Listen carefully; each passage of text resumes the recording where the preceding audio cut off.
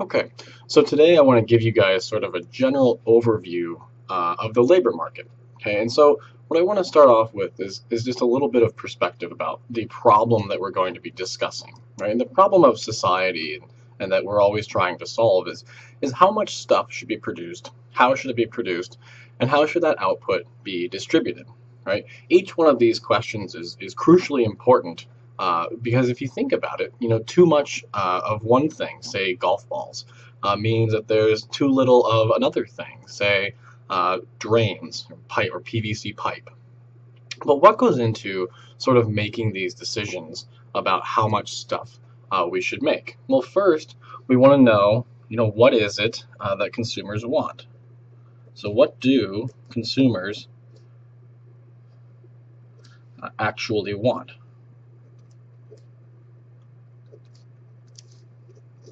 Right? We'd first have to answer that question, right? We'd also have to figure out, where are we going to produce these things?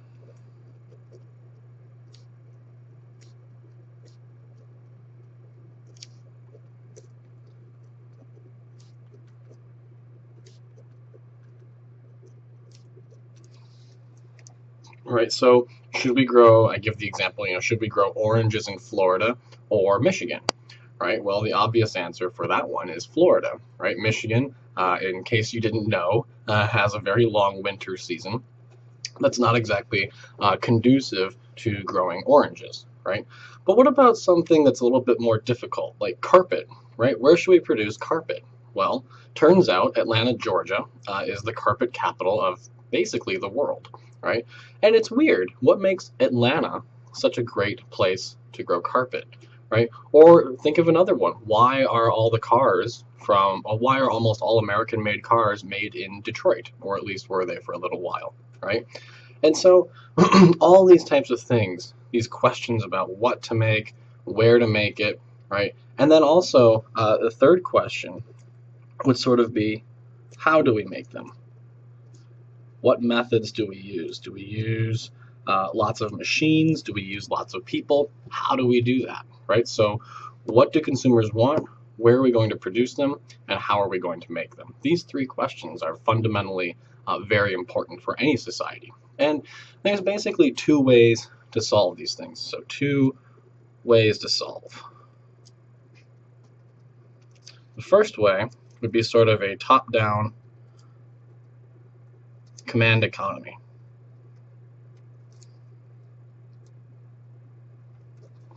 Right? So one way is to simply have some central authority make the decisions and sort of decide the answers to all these questions for us and tell us the answer, right? And that seems like a sensible way to do things, perhaps, right? But think about all the information that this group of people who would have to be running this bureaucracy or this group, think about all the information they would have to obtain and process. And then the millions of decisions they'd have to make. So they'd have to understand all kinds of things, like how are they going to figure out what consumers actually want, right? How are they going to figure out where they're going to do? So think about the carpet example. They'd have to survey basically every city in America and find out which one was the best and somehow justify that answer. And clearly we've discovered that Atlanta is a great place. But why? Right? How could we figure that out without actually trying it, right?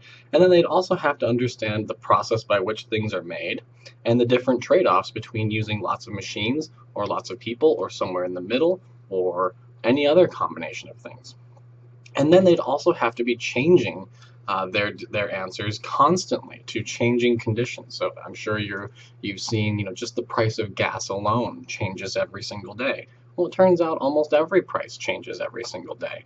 And so these people that would be in charge of this would have to take all those changes into consideration, constantly reevaluating all of their decisions and trying to figure out what to do at any particular day. So imagine some group of people making 320 million decisions a day and then revising all 320 million of those decisions every single day. The sheer task or the thought of thinking about that is absolutely mind-boggling. Okay, and so it seems like it'd be very difficult, right? One way that I explain this is, like I say in the notes, is by looking at sort of a system of linear equations. So if you remember from your algebra classes or anything like that, you can have, ax plus by plus cz is equal to d, and then we can have, ex plus fy plus gz equals h, all right, and jx plus ky plus lz equals m, right? And if I just asked you to, if I gave you numbers and values for, a, b, c, d, e, f, g, h, j, k, l, m, right? If I gave you values for all of those, you could, in principle, solve it. It'd be a difficult and time-consuming problem, no doubt, but you could all do it, right? But what if I'm constantly changing a, b, c, d, e, f, g, h, j, k, l, m? If those are constantly changing and not easily predictable, then this question becomes very difficult and perhaps even impossible to answer, right? The alternative would be to let the market decide.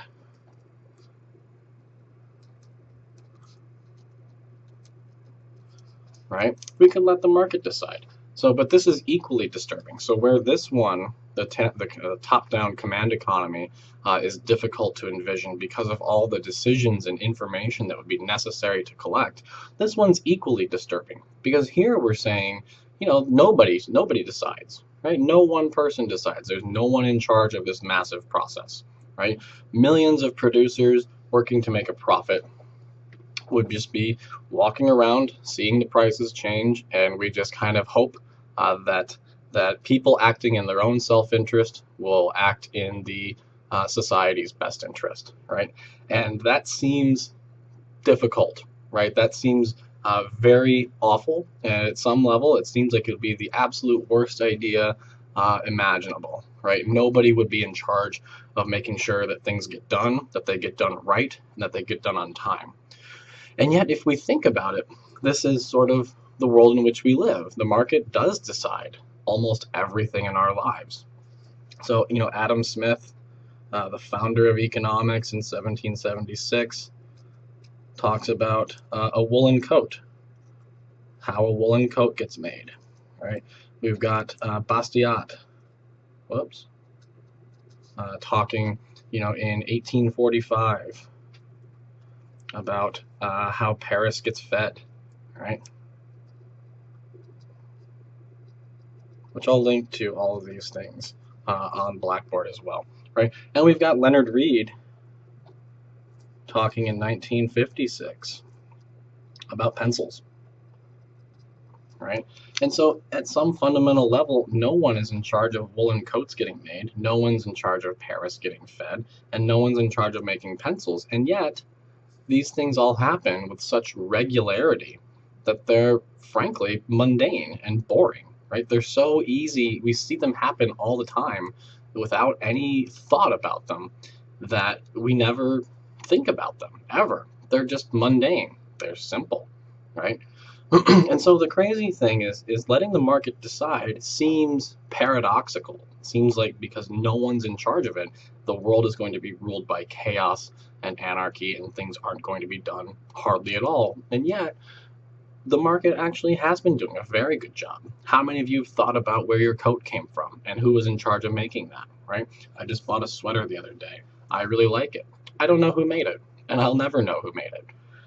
The Rock, think about The Rock and all the decisions that they have to make, right? What food to produce, what price to charge, and all kinds of stuff like that. There's lots of decisions that, frankly, nobody's in charge of, okay? And so it's sort of crazy to think about that. And so these are sort of the two ways. Now, of course, there's hybrids where we can have the market decide with some top-down rules, which more accurately characterizes the world today. But for the most part, we let the market decide. And that's weird, and yet it works.